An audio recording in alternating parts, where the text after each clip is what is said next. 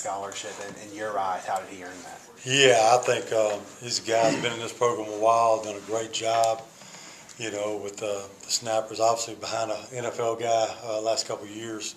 He's paid his dues. And it's always great to see a guy that's, you know, being a senior like he is and earning a scholarship. And that, I thought Coach Moorhead did a great thing giving him a scholarship. He certainly deserved it.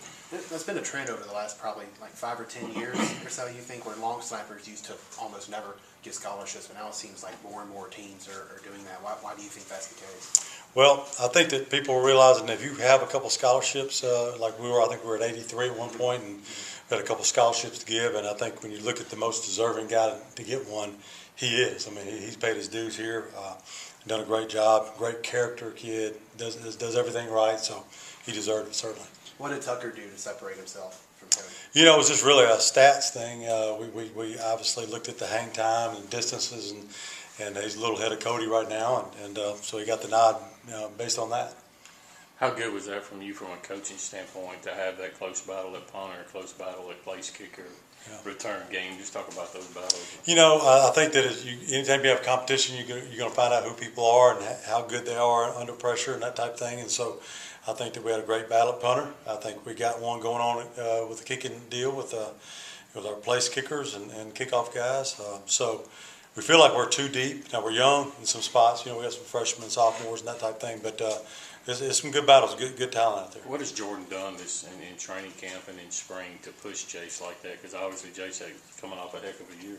If you look at the numbers are very close. I mean, and we told him we're basing everything off the numbers, and he's kicked very well. I think he had one day that wasn't so good, but other than that, he's been very good throughout the summer. So we feel pretty good about both of those guys, and whoever coach ends up picking for the starting role, then I think we got us a good one. I know. Go ahead, Bo. How well would you like to get both of those guys out there Saturday and get both of them into the mix? You know, I mean, you try to go in with you know who you start with and that type of thing. We'll see how the game plays out and who we can get in the game, because I feel like Jordan certainly kicked good, and you'd like to reward him by getting him in there. But you never know. We'll see how things go Saturday. Obviously, you guys had a lot of candidates, but what kind of separated Brian Cole and Marcus Murphy? I know T-Buck worked with them some, but what separated those two guys as kickoff returners? Well, you look at Brian Cole, and I've showed film to our players frequently about him, about how well he practices. He practices extremely hard. He hits the hole very hard. He's very instinctive. He's a great athlete. He practices the way you want everybody to practice, and that's why he's at number one. I mean, I wish I could play him on every special team, but I can't. He's just one of those guys you love to have, and he just separates himself the way he practices. And, of course, he's a great athlete on top of that. What about Marcus? Obviously, he's one of a couple true freshmen that are on special teams. And yeah, Marcus is a special guy. He's done a great job. Very, very conscientious kid, and a good athlete as well. I think everybody knows that. To have a freshman play that maturely in practice and really understand what we're doing, not ask the questions that he goes out there once he listens to meetings, he takes it to the field, and that's why he's playing some on special teams. Why do you think Brian is a good kick returner? He's instinctive. He has a natural feel for what I call vision. You know, on kickoff returns, in my opinion, you got to see things unfold. You can't block every kickoff return perfectly. So, you know, if there's a hole that you're supposed to be here, it ends up being there. He sees it, and he just has natural ability. Do you think any of that comes from his time as a wide receiver in high school and at Michigan? You know, I don't know. I would think so. I would think being a receiver probably helped him out, but you know, I don't know what got him there. I think a lot of that's God given. He has an innate ability to kind of see things, and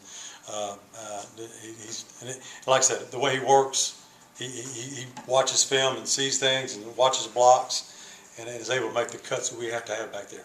The depth chart had 2 at kick return and 2 at punt return. Is it there, or is there more of a rotation beyond it that'll be? Yeah, we're going to rotate guys, and we're going to find out who could play early in the season. We've got starters like a Brian Cole that's not going to be back there on every kickoff return. We're going to rotate guys in there. So I think you take the first couple, 3 games, and you have a starting unit, but you also try to work guys in there to get depth, and then also to see if a guy can play better than the guy ahead of him. So it's still, just like the kicking positions, we still have competition at those spots too. With Keith Mixon getting back healthy again, how's it been getting him back in the mix at punt returner? Well, Keith Mixon is special with the ball in his hands. He's extremely quick. He's a great football player. I'm tickled to death. I really didn't think we were going to have him, back in the spring, the way he was limping around. And I kept telling him, man, I'm praying for you, because he's really worked hard to get back, and he seems to be, close to 100% right now, and doing some good things back there. I think he's a very gifted punt returner.